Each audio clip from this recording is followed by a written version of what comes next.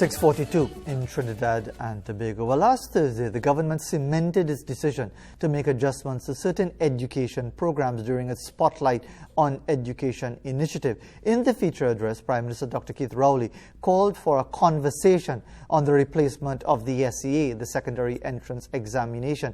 He lamented on the scarcity of male teachers within the profession as well. Well, meanwhile, Minister of Education Dr. Nayan Gatsby-Dolly said the times have changed and adjustments had to be made to certain programs. Well, to give us some perspective on this, we're joined by Marlon Seals, first Vice President of the Trinidad and Tobago Unified Teachers Association. He's also performing the role of president at the moment because of the unavailability of the substantive president, Antonia Tika de Freitas. Mr. Seals, very good morning to you. Thanks for joining us.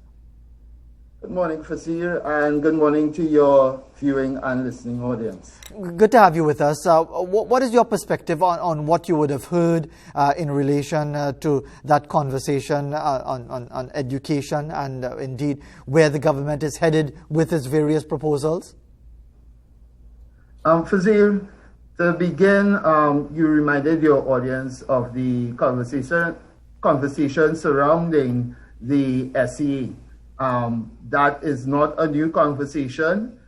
We know that there are persons and interest groups in the on the education landscape that have a vested interest in maintaining the status quo. The Trinidad and Tobago Unified Teachers Association for years have been advocating for a different type of system, a system where all schools are given the resources so that they are now prestige school, for want of a taboo term. Therefore, we are fully well behind that proposal to change the SEA system. The thing that is missing from the conversation, however, is what this new system will look like. Well, that is the issue, isn't it, Mr. Seals? Because I think the Prime Minister alluded to it as well. He says everybody is saying that SEA can work, but they're not coming up with a concrete recommendation. Correct. So if we have, as in some states in the United States, where children move seamlessly throughout the system, their first school, they will move to their middle high school and then to their high school in their area. And just allowances will be made for the charter school system, etc. Then we can see where government interest groups will be forced to resource all schools equally. But if you'll allow me, sorry to interrupt you, sorry to keep interrupting, but there are so many issues tied into this. But I appreciate your rationale, but can that even work in Trinidad and Tobago? Because there are a number of considerations there. One, we have the religious-based schools, the denominational schools, whether or not they'll be willing to give up their authority, the 20%, as per the Concordat, which is part of the Constitution of the Republic of Trinidad and Tobago. Because it's easy, Mr. Seals, to talk about the middle school, the environment in the USA. But practically, realistically, do we even have the willingness of key stakeholders to transform the system in the way that you might be suggesting? Well, I can speak for the association. TTUTA, as an association, has been advocating, and as a social justice organization, we have been advocating for equitable disbursement of resources among all schools. The research done by Dr. Delisle clearly would have shown that there is a correlation between the membership in certain schools and class and privilege. That is not a situation that we as an association interested in social justice can accept and maintain. So we have been advocating, and not only now, but historically we have been advocating for the change in the SEA system to a system that is more equitable. But given the circumstances that we have right now, and I think this is an important point, let us appreciate what we have right now as far as a system that seems to be so well entrenched that many people, whether within the education sector or not, or just parents themselves, how many parents would endorse the removal of this whole concordat arrangement, which would therefore make all schools, primary, secondary, under the complete control of government, whichever government, or the state. How many parents would actually support that or would want to maintain the arrangement where you have prestige schools where I could use my influence to get my child into a particular school? Many people, Mr. Seals, have no faith in continuous assessment because they say that there's bias, there's corruption, that certain principals, certain teachers don't like certain children and will favor other children. So that's the reality, Mr. Seals. So it's all well and good to talk about what can be done, but given the reality, can it actually work? I believe it can, and we as TTUTA believe that it can.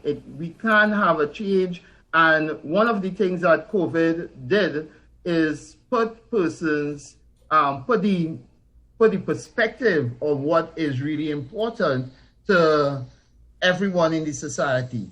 This is exactly the time, this is exactly the opportunity that the country have been waiting for to make these salient changes. Again, we have been on record. Our messaging as far as an association has been consistent.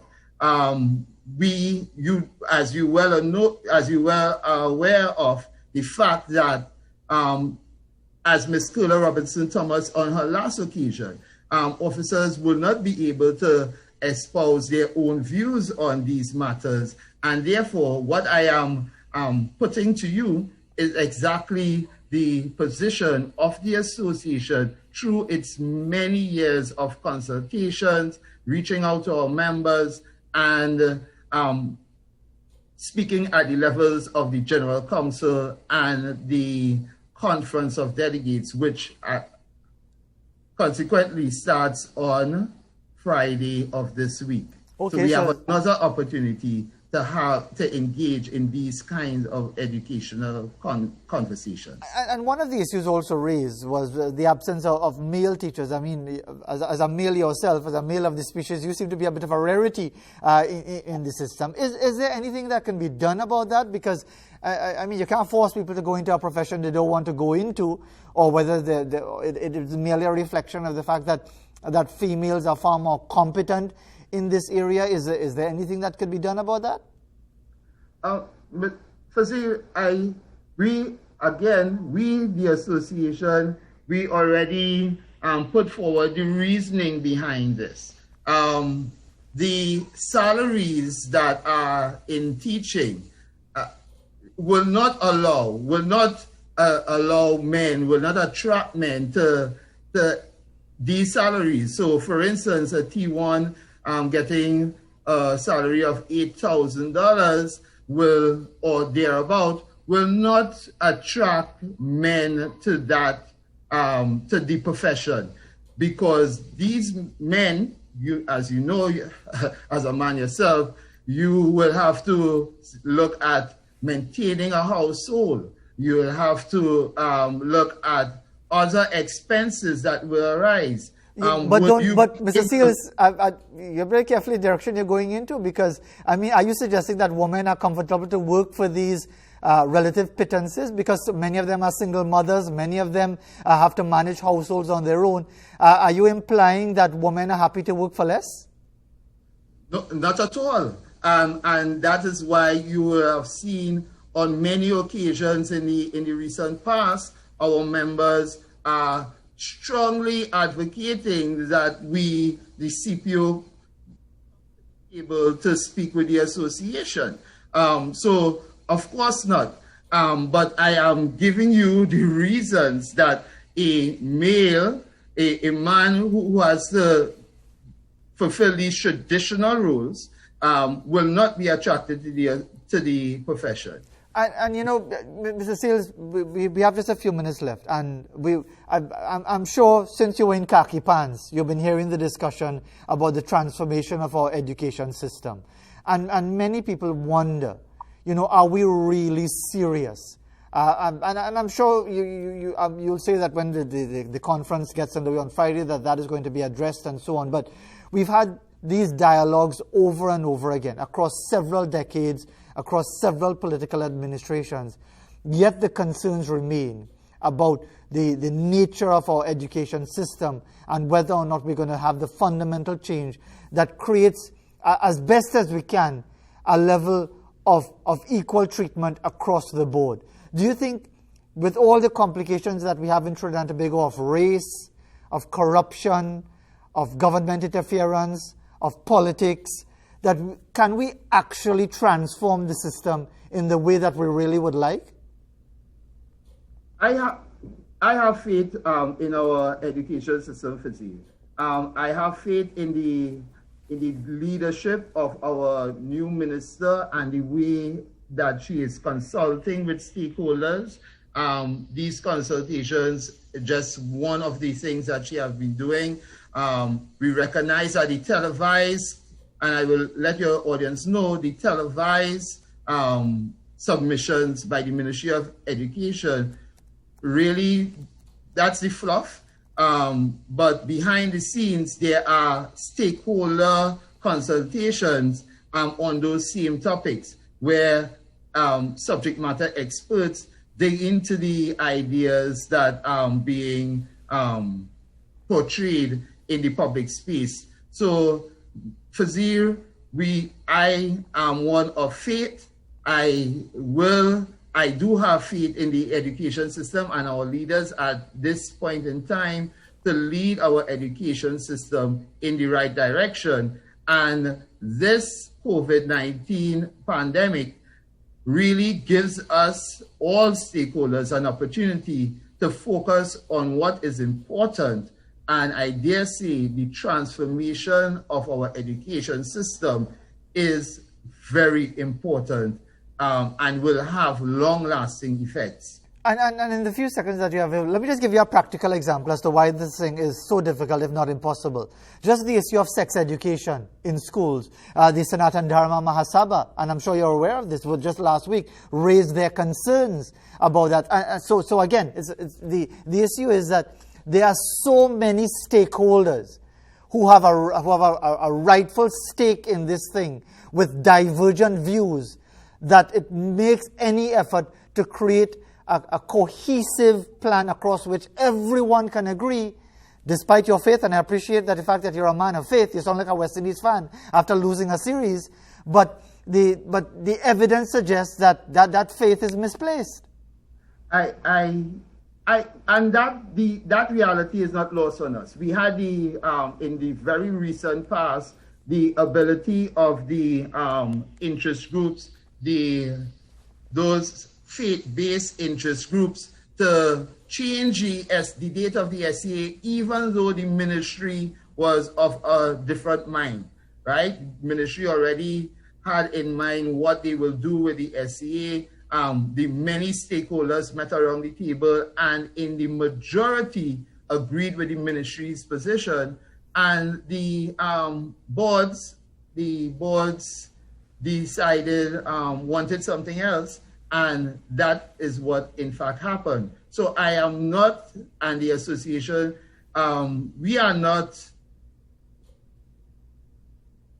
naive about the power of these interest groups, but still we are working and we are advocating for what is best for the education system. The first aim of TTUTA, Nazir, is to further the cause of education.